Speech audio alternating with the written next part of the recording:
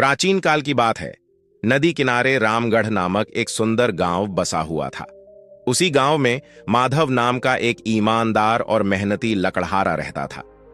माधव ने अपने जीवन में कभी 2 पैसे की भी बेईमानी नहीं की।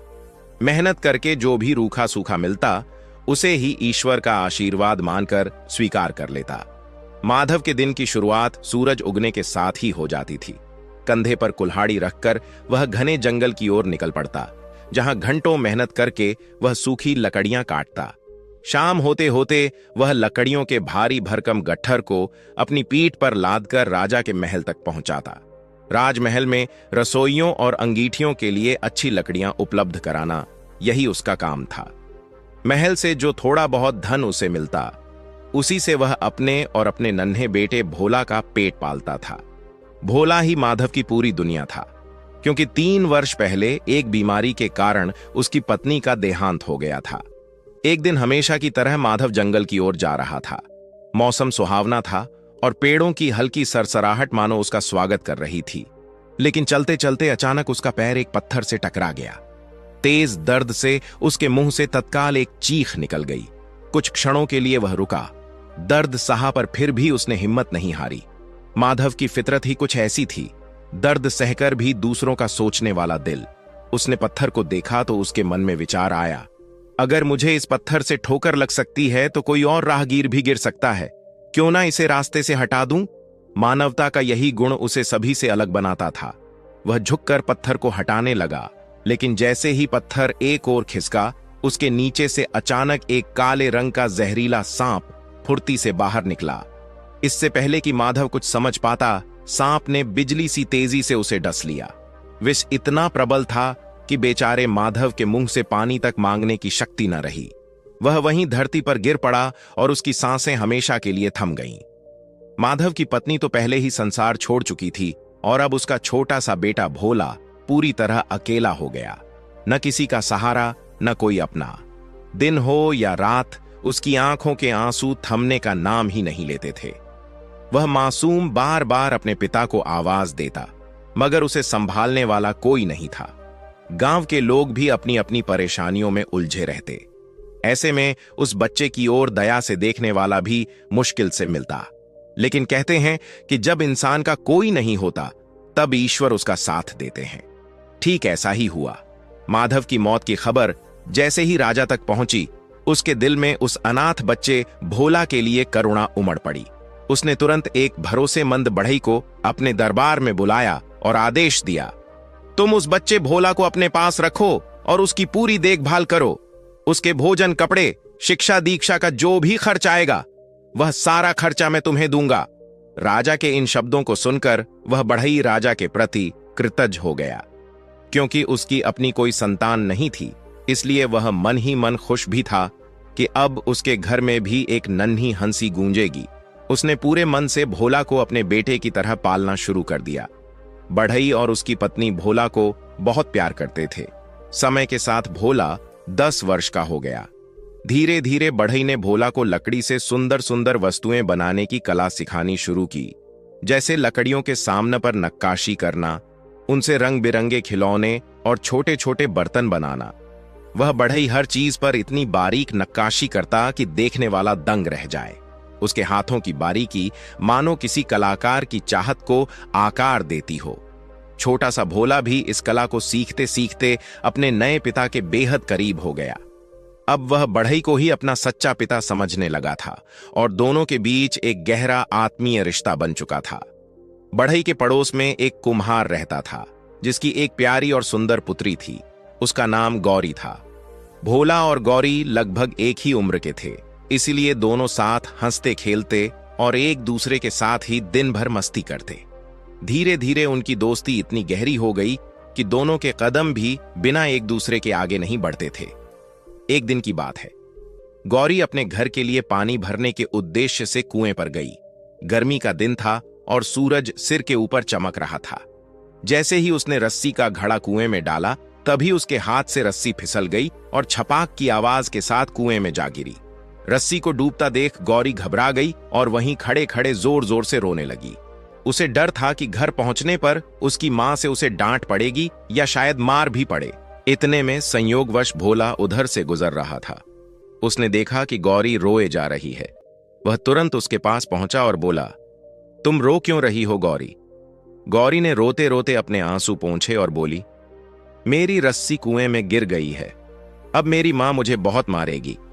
भोला ने मजाक में मुस्कुराते हुए कहा, अच्छा है, तुम्हें तो सच में मार पड़नी चाहिए। गौरी ने गुस्से में रोते हुए कहा, क्या तुम मेरी रस्सी निकाल सकते हो? भोला ने रुक कर कहा, हां, निकाल सकता हूं, पर एक शर्त पर। गौरी ने मासूमियत से पूछा, कौन सी शर्त? भोला बोला, तुम मुझसे वादा करो कि यदि मैंने रस्सी निकाल दी तो तुम मुझसे शादी कर लोगी। अब गौरी भला क्या जाने कि शादी जैसी चीज का क्या मतलब होता है। उसके लिए तो यह गुड्डे गुड़ियों के खेल जैसा कोई खेल था। वह झट से बोली, हां हां, जरूर कर लूंगी। बस इतना सुनना था कि भोला का चेहरा खिल उठा। वह तुरंत एक पगड़ी लाया और कुएं में लटका दी, पर पगड़ी की लंबाई कुएं की गहराई के सामने बहुत कम थी। पानी की सतह तक वह पहुंच ही नहीं पा रही थी। भोला कुछ पल सोच में डूबा रहा। फिर उसने पगड़ी बाहर निकालकर लंबाई बढ़ाने के लिए उसने उसमें कुछ कांटे भी जोड़ दिए ताकि रस्सी में आसानी से फंस जाए। जब यह अस्थाई जुगाड़ कुएं में डाला गया तो कुछ ही क्षणों में रस्सी कांटों में उलझ गई। भोला ने सावधानी से पूरा बंधा हुआ सिरा ऊपर खींचा और आखिरकार रस्सी बाहर निकल आई। गौरी खुशी से फूली नहीं समाई। उसने रस्सी ली और तेजी से घर की ओर भागने लगी, पर जैसे ही वह मुड़ी, भोला ने उसका हाथ पकड़ लिया और भोलेपन के साथ बोला, तुमने मुझसे वादा किया था कि तुम मुझसे शादी करोगी। तुम पहले अपना वादा पूरा करो, उसके बाद ही घर जाना। भोला ने मासूम लेकिन दृढ़ आवाज में कहा, आओ इस पेड़ के इर्द गिर्द चक्कर लगाते हैं। गौरी भी बिना किसी सोच विचार के मान गई। उसने अपने दुपट्टे का एक सिरा पकड़ा और दूसरे सिरे को भोला ने थाम लिया। दोनों उस पेड़ के चारों ओर मासूमियत से चक्कर लगाने लगे। उन्हें क्या पता था कि ये चक्कर विवाह के फेरे माने जाते हैं और इसी से दो जीवन एक दूसरे के साथ बंध जाते हैं। उनके लिए तो यह बस एक बचपन का खेल था। धीरे धीरे समय बीतता गया। गौरी अब एक युवा, सुशील और अत्यंत सुंदर लड़की बन चुकी थी। उसकी सुंदरता की चर्चा आसपास के गांवों तक ही नहीं बल्कि दूर दूर तक फैल चुकी थी। उसकी रूप लावण्य और मधुर स्वभाव की कहानियां ऐसे घूमती थीं मानो कोई दुर्लभ सुगंध हवा में फैल गई हो। इसी बीच राजा के बेटे राजकुमार ने भी गौरी की सुंदरता के किस्से सुने। पहले तो उसने ध्यान नहीं दिया, पर जब बार बार गौरी का नाम सुनाई दिया तो उसके मन में उत्सुकता जागी। एक दिन उसने स्वयं जाकर गौरी को देखने का निर्णय लिया। अगले ही दिन राजकुमार गौरी से मिलने के लिए अपने घोड़े पर बैठकर रवाना हो गया। थोड़ी ही देर में वह उस गांव में पहुंच गया जहां गौरी रहती थी। जैसे ही उसने गौरी को देखा, वह उसकी सुंदरता पर मोहित हो गया। बस एक ही नजर काफी थी। राजकुमार उसके प्यार में डूब चुका था।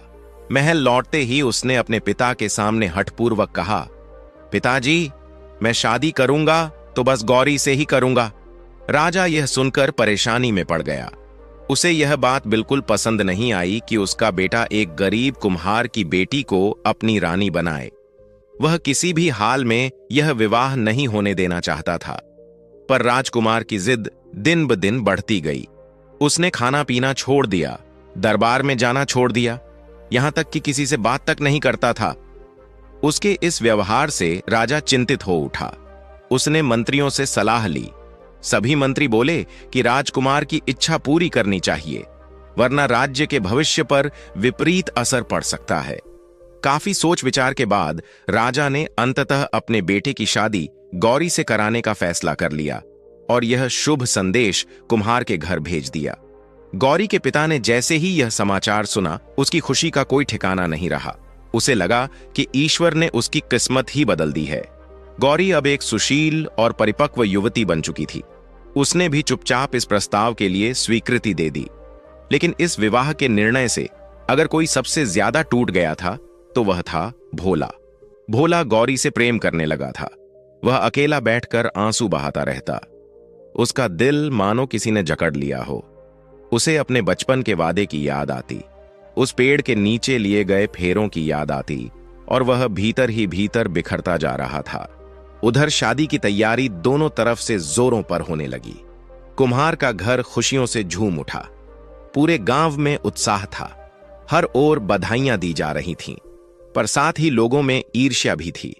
आखिर गरीब कुम्हार की किस्मत अचानक ऐसे कैसे चमक गई? उस समय यह प्रथा थी कि विवाह तय होने से पहले पंडित लड़की का हाथ या जन्मपत्री देखकर शुभ अशुभ का निर्णय देता था। राजा ने भी एक विद्वान पंडित को गौरी की जन्मपत्री देखने के लिए उसके घर भेजा, ताकि वह विवाह के लिए शुभ मुहूर्त निकाल सके। गौरी ने साफ सुथरे कपड़े पहनकर पंडित के सामने बैठने के लिए तैयारी की। पंडित ने उसका हाथ पकड़ा और गहराई से देखने लगा। तभी वहां पर एक नवयुवक दौड़ते हुए आया और बोला, अरे पंडित जी, गौरी की शादी तो पहले ही भोला से हो चुकी है। इन दोनों ने गांव के बाहर बरगद के पेड़ के चारों ओर शादी के फेरे लिए हैं। यह सुनकर गौरी के माता पिता और वहां खड़े सभी लोगों के पैरों तले जैसे जमीन खिसक गई। पंडित ने चौंक कर तुरंत गौरी का हाथ छोड़ दिया और गंभीर आवाज में बोला, क्या सच में इस लड़की की शादी पहले ही हो चुकी है? गौरी के पिता लड़खड़ाते हुए आगे बढ़े और विनती भरी आवाज में बोले, पंडित जी, ऐसा मत कहिए। यह नवयुवक झूठ बोल रहा है। जरूर इससे कोई भूल हुई है। मेरी बेटी तो बिल्कुल कुंवारी है। कृपा कर आप शादी का मुहूर्त देखिए। पर पंडित ने कठोर स्वर में कहा, मैं बिना इस बात की पुष्टि के आगे का कोई भी कार्य संपन्न नहीं कर सकता। हो सकता है तुम लोग अपने स्वार्थ के लिए सच छुपा रहे हो। तुम राजा के बेटे से एक शादीशुदा लड़की का विवाह कैसे करवा सकते हो? यह सुनते ही गौरी के पिता की आंखों में मानो खून उतर आया। वह क्रोध से कांपते हुए आगे बढ़ा और झटके से गौरी का हाथ पकड़कर बोला, सच सच बता, यह क्या मामला है? क्या सच में तेरी शादी हो चुकी है? बेचारी गौरी डर के मारे कांपने लगी। उसके पास कोई जवाब नहीं था। उसकी नजरें अनायास ही पास खड़े भोला पर टिक गई। उस भोला पर जिसके साथ उसने बचपन में अनजाने में एक ऐसा वादा कर लिया था जिसकी गंभीरता वह तब समझ भी नहीं पाई थी। एक एक करके बचपन की स्मृतियां उसके मन में जाग उठी। वह बरगद का पेड़, वह खेल खेल में लिए गए चक्कर, दुपट्टे का पल्ला और मासूम सी हंसी। गौरी का चेहरा शर्म और डर से लाल हो गया। अंततः उसकी आंखें झुक गईं और उसने कांपती आवाज में पंडित के आगे सब सच सच कह दिया। वह बोली, पंडित जी, वह तो बस बचपन का खेल था। हमें समझ ही नहीं थी। यह सुनकर पंडित जी तुरंत उठ खड़े हुए और गंभीर स्वर में बोले, बेटी, शादी ब्याह कोई खेल नहीं होता। यह जीवन भर का पवित्र बंधन है। गौरी का पिता अब क्रोध से कांप रहा था। उसकी सांसें तेज चल रही थीं, मानो दिल फट पड़ने को हो। बड़ी मुश्किल से उसने अपने आप पर काबू पाया और भोला की तरफ मुड़कर गरजते हुए बोला, भोला, तुमने मेरे साथ अच्छा नहीं किया। भोला बेचारा चुपचाप खड़ा सब कुछ सुन रहा था। उसका अपराध सिर्फ इतना था कि वह बचपन के मासूम लड़कपन में बंधा रह गया था। उसी समय गौरी का पिता गुस्से से चीख पड़ा, भोला, तू अभी इसी वक्त गौरी को लेकर मेरी आंखों से दूर हो जा। दोनों इस गांव से निकल जाओ। मैं तुम दोनों को अपने सामने नहीं देखना चाहता। भोला का मन भारी था। वह गांव और अपने मां बाप को छोड़कर कहीं जाना नहीं चाहता था। लेकिन गांव की पंचायत भी इकट्ठी हो गई। पंचायत ने भी वही फैसला सुनाया, दोनों को गांव से निकाल दिया जाए। गौरी बेचारी रोती हुई उठी, पर अब उसके पास कोई और सहारा नहीं था। उसने भोला का हाथ थामा और अपने पिता के घर से हमेशा के लिए विदा हो गई। दोनों चलते चलते एक दूसरे नगर में जा पहुंचे। लंबा सफर तय करते करते वे थक कर चूर हो गए थे। अचानक उन्हें रास्ते में एक पुरानी सी सराय दिखाई दी। उम्मीद से भरे वे भीतर गए। सराय की मालकिन एक चतुर बुजुर्ग औरत थी। भोला ने विनम्रता से पूछा, अम्मा, क्या यहां रहने के लिए कोई कमरा मिल सकता है? बुढ़िया ने शातिर नजरों से दोनों को देखा और बोली, कमरा क्यों नहीं मिलेगा, जरूर मिलेगा, मगर पहले खाने पीने और रहन सहन का किराया देना होगा। जितने दिन रहना है आराम से रहो। भोला ने सिर झुकाकर कहा, अम्मा, अभी हमारे पास पैसे नहीं हैं, लेकिन मैं काम करने में माहिर हूं। जब कमा लूंगा तो उससे आपका हिसाब चुकाता रहूंगा। बुढ़िया ने भौहें उठाई और पूछा, क्या काम करते हो? भोला बोला, मैं लकड़ी का सामान बनाता हूं, खिलौने, लकड़ी का सामान और नक्काशीदार बर्तन। जिस पर भी हाथ लगाता हूं उसे सुंदर बना देता हूं। बुढ़िया कुछ देर सोचती रही, फिर चालाकी से मुस्कुराकर बोली, अच्छा, तुम ऐसा करना, जो कुछ भी बनाओ वह सब मुझे दे देना, मैं उसे खुद बेचूंगी। जो दाम मिलेंगे पहले अपना किराया काट लूंगी और जो बचेगा वह तुमको दे दिया करूंगी। भोला को उस वक्त सिर्फ सर छुपाने की जगह चाहिए थी। वह तुरंत राजी हो गया।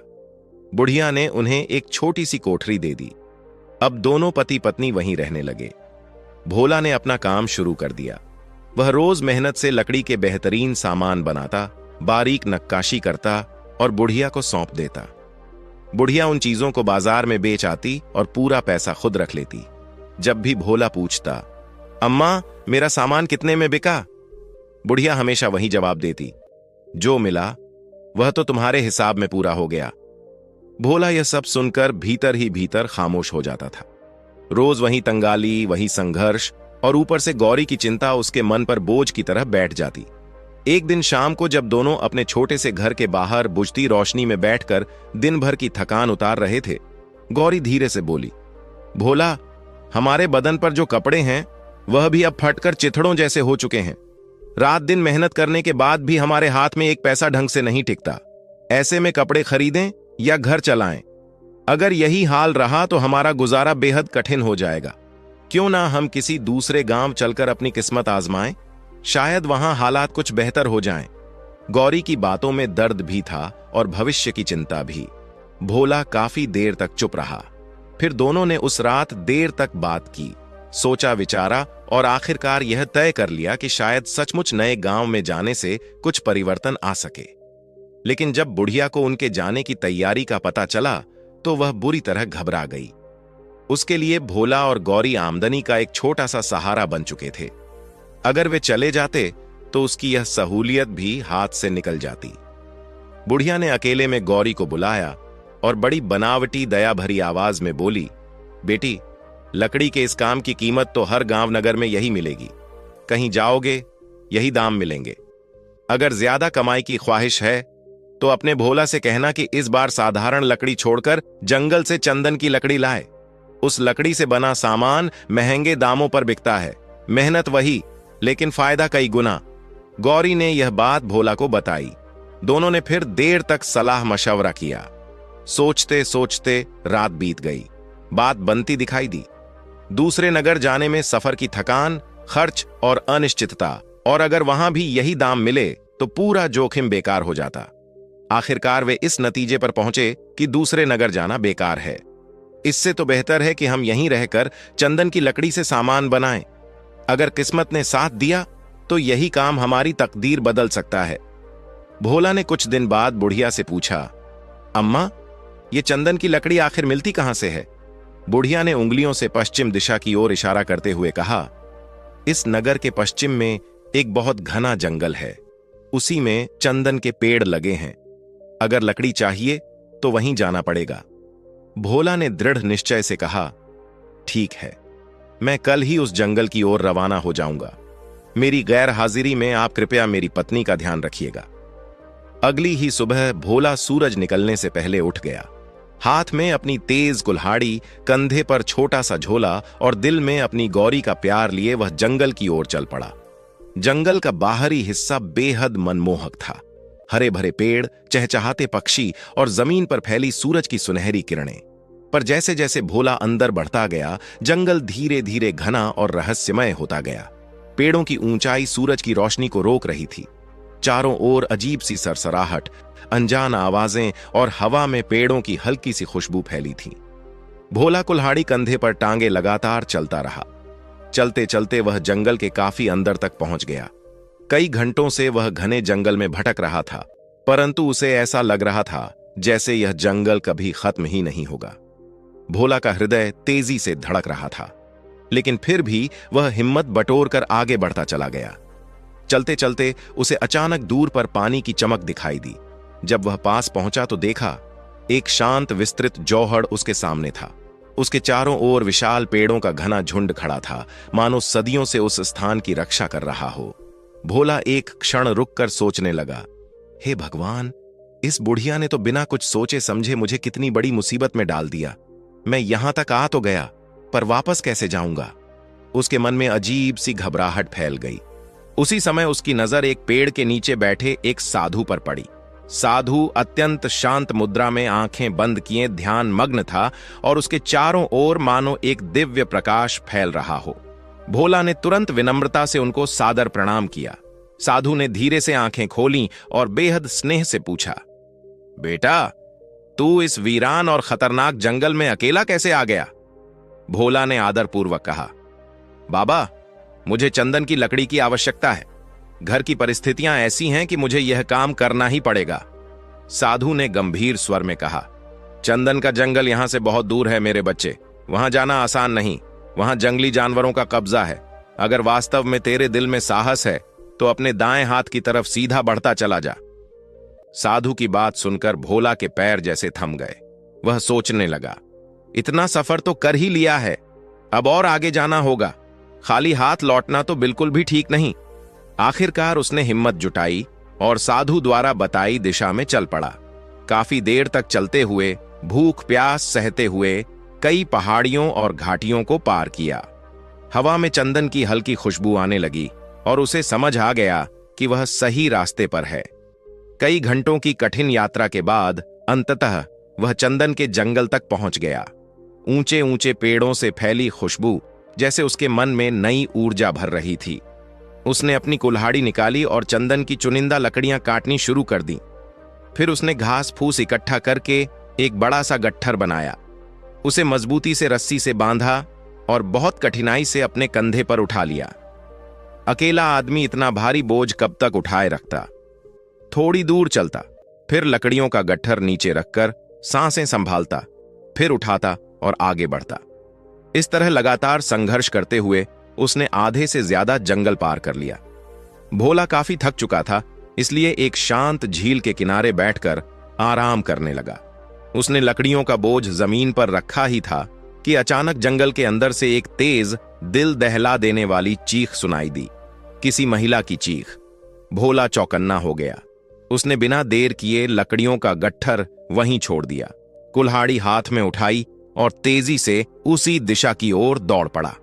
थोड़ी ही दूरी पर पहुंचकर उसने देखा कि एक खूंखार भालू एक गाय को जमीन पर दबोचे हुए था और अगले ही पल उसे चीर देने वाला था। भोला के भीतर का साहस अचानक जाग उठा। उसने बिना सोचे समझे अपनी कुल्हाड़ी लहराई और जोरदार हमला कर दिया। भालू तड़प कर गाय को छोड़कर मुड़ा और भयावह गुर्राहट के साथ भोला पर झपट पड़ा। भालू की आंखों में खून की प्यास साफ दिखाई दे रही थी। भोला ने पूरी ताकत से दूसरा वार किया। कुछ पलों की भयंकर लड़ाई के बाद भालू जमीन पर गिर पड़ा, निढाल, हमेशा के लिए शांत। लेकिन इस संघर्ष में भोला बुरी तरह घायल हो चुका था। उसके शरीर पर गहरे घाव थे और खून तेजी से बह रहा था। जिस क्षण उसने सोचा कि शायद वह खड़ा रह पाएगा, उसी क्षण उसकी आंखों के आगे अंधेरा छा गया और वह जमीन पर गिरकर पूरी तरह बेहोश हो गया। भोला को जब धीरे धीरे होश आया तो उसे ऐसा लगा मानो वह किसी अनजान दुनिया में आ गया हो। उसकी आंखें खुलीं तो उसने खुद को एक छोटी लेकिन बेहद साफ सुथरी मिट्टी की झोपड़ी में लेटा पाया। झोपड़ी के अंदर हल्की धूप एक कोने से छन कर आ रही थी और उसके पास ही एक बूढ़ी औरत चिंता भरी नजरों से उस पर निगाहें टिकाए बैठी थी। भोला ने दर्द से कराहते हुए पूछा, अम्मा, आप कौन हैं? मैं यहां कैसे आया? बूढ़ी औरत ने उसके माथे पर हाथ फेरते हुए धीमे स्वर में कहा, बेटा, मेरा पति भी तुम्हारी ही तरह लकड़हारा था। सालों पहले एक दुर्घटना में उसकी मौत हो गई और तब से मैं अकेली इसी जंगल की झोपड़ी में रहती हूं। साल भर जंगल से जड़ी बूटियां इकट्ठी करती हूं और जब मौसम बदलता है तो उन्हें नगर जाकर बेच आती हूं। उसी कमाई से मेरा गुजारा चलता है। भोला ने दर्द से भरी आवाज में पूछा, लेकिन मैं यहां कैसे पहुंचा? बूढ़ी औरत ने गहरी सांस लेते हुए भोला को सारी बात बताई और कहा, बेटा, लड़ाई में तुम बहुत जख्मी हो गए और वहीं गिर पड़े। मैं तुम्हें किसी तरह उठाकर अपनी झोपड़ी में ले आई। भोला उठने की कोशिश करने लगा, पर बूढ़ी औरत ने तुरंत उसके कंधे पर हाथ रखकर रोक दिया और बोली, मत हिलो बेटा, तुम्हारे शरीर से बहुत खून निकल चुका है। ज्यादा हरकत करोगे तो घाव फिर से खुल जाएंगे। मैंने तुम्हारे जख्मों पर जंगल की ताजा जड़ी बूटियां पीसकर लगा दी हैं। भगवान ने चाहा तो तुम जल्द ही ठीक हो जाओगे। इसके बाद कई दिनों तक भोला वहीं झोपड़ी में बीमार पड़ा रहा। बूढ़ी औरत ने उसकी इतनी सेवा की मानो वह उसका अपना बेटा हो। वह रोज उसके लिए काढ़े बनाती, जड़ी बूटियां लगाती और उसे ढाढ़स बंधाती। दूसरी तरफ दूर नगर में गौरी और सराय की मालकिन बुढ़िया की जिंदगी परेशानियों से घिरने लगी। भोला के अचानक गायब हो जाने से गौरी की हालत बद से बदतर हो रही थी। वह हर समय उदास रहती, भगवान से अपने पति की सलामती की प्रार्थना करती। सराय की मालकिन बुढ़िया भी अपने फायदे की चिंता में जल रही थी। भोला के जाने से उसकी आमदनी रुक गई थी और अब गौरी का खाना पानी भी उसी पर बोझ बन गया था। उसे गौरी से पीछा छुड़ाने की जुगत सूझने लगी। गौरी खूबसूरत थी, जितनी मासूम उतनी ही भोली। बुढ़िया के मन में लालच जाग उठा। उसने सोचा, अगर इसे किसी अमीर आदमी को बेच दूं तो खूब पैसे मिलेंगे, क्यों ना इसी से फायदा उठाया जाए। एक दिन बुढ़िया शहर के एक संपन्न सौदागर के पास जाकर उसकी नीयत बताने लगी। सौदागर ने धीमी आवाज में कहा, पहले लड़की को देखना होगा, कीमत तो उसी के बाद तय होगी। घर लौटकर बुढ़िया ने मीठे शब्दों में गौरी को फुसलाना शुरू कर दिया। तुम तो सारा दिन ऐसे उदास बैठी रहती हो बेटी, चलो मैं तुम्हें एक अच्छी जगह ले चलती हूं, मन भी बहल जाएगा। गौरी का कहीं जाने का मन नहीं था, लेकिन बुढ़िया बार बार कहती रही, दबाव डालती रही और अंततः गौरी मजबूरी में तैयार हो गई। बुढ़िया उसे रास्ते भर मिठास भरी बातों से बहलाती रही, पर उसके चेहरे पर छिपा लालच गौरी समझ नहीं पा रही थी।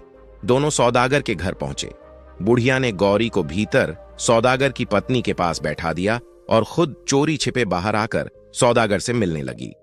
उसे साथ लेकर सौदागर ने दरवाजे के पर्दे को थोड़ा सा हटाया और भीतर बैठी गौरी की एक झलक देख ली। गौरी की मासूम चांद सी उजली सूरत देखकर सौदागर की आंखें चमक उठीं। उसके मन में तुरंत लालच जागा। अरे, यह तो बड़ी ही सुंदर कन्या है। अगर इसे राजा के महल में दासी बनाकर बेच दूं तो सोने की थैलियां ही थैलियां हाथ लगेंगी। उसी लालच में उसने बिना एक पल गंवाए बुढ़िया को 20 सोने की अशर्फियां थमा दीं। बुढ़िया की आंखों में लालच का नशा और गहरा हो गया। वह पैसों की थैली को ऐसे दबाकर पकड़े हुए थी जैसे कोई खजाना मिल गया हो। वह एक पल भी वहां रुकना नहीं चाहती थी। गौरी को भीतर सौदागर की पत्नी के पास ही बैठा छोड़ दिया और बिना पीछे मुड़े तेज कदमों से अपनी सराय की ओर लौट गई। उधर काफी देर तक जब बुढ़िया वापस नहीं आई तो गौरी के मन में तरह तरह के डर कौंधने लगे। उसने घबराकर सौदागर की पत्नी से विनम्र स्वर में कहा, अम्मा जी, जरा बाहर जाकर देखिए ना, बूढ़ी अम्मा कहां रह गई, शायद उन्हें कोई काम पड़ गया हो। सौदागर की पत्नी बाहर गई, पर जब लौटी तो उसके चेहरे पर अजीब सी कठोरता थी। उसने साफ शब्दों में कहा, जिस बुढ़िया को तुम अम्मा कह रही हो वह यहां से जा चुकी है। वह तुम्हें मेरे पति के हाथ बेचकर चली गई है। गौरी के पैरों तले की जमीन खिसक गई। वह फफक कर रो पड़ी। वह माथा पीटते हुए कहने लगी, हे भगवान, यह तू कैसी परीक्षा ले रहा है, मैं किस मुसीबत में फंस गई। कुछ दिनों बाद सौदागर ने उसे राजा के दरबार में पहुंचाया। राजा ने जब गौरी को देखा तो उसकी सुंदरता और सादगी देखकर दंग रह गया। पहले जब राजकुमार के लिए रिश्ता तय हुआ था तब राजा ने कभी गौरी को देखा ही नहीं था, पर अब देखने पर उसे एहसास हुआ कि यह लड़की अत्यंत गुणी और सेवाभावी है। सौदागर ने मोटी रकम बटोरी और खुशी खुशी वहां से चल दिया। लेकिन अब राजकुमार की तो एक राजकुमारी से विधिवत शादी हो चुकी थी, इसलिए राजा ने आदेश दिया कि गौरी को राजकुमार की दासियों के समूह में शामिल कर दिया जाए। महल में गौरी दासियों के साथ रह